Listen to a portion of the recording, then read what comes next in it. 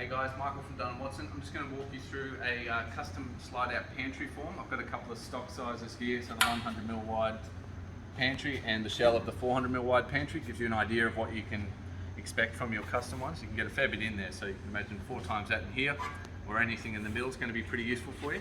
So we need a few dimensions from you. First of all is our length. Now our length is always plus 25mm for the locking lever. B in this unit is actually going to be this top section here, from this point to this point. C is our width, so width of the unit, straighten this up, width of the unit, plus 5mm either side for the nuts to poke out where we bolt the runners onto. Now D is going to be our overall height, overall including any clearance that we'll get to in a second, but that's your overall height of the whole unit. E is our height to the bend height here, so we're generally trying to marry that up with the bend height in your canopy so that this flows with the gradient of your doors.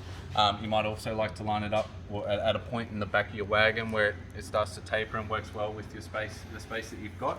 And F is our clearance, so we don't want to know your lip necessarily, we want to know the distance you want that made to clear it. So quite often a canopy has a 50mm clearance. 50 is a pretty popular one. We'd recommend making that 60, no less than 55mm, so that you can comfortably clear it.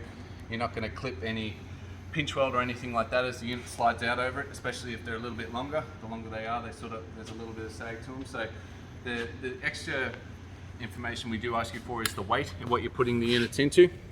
We use that weight combined with the length of the unit to determine what runners you'll need. Generally, that's going to be 125 kilo runners for a pantry. I guess there are situations where people would need 227s, which is why we would like to know that.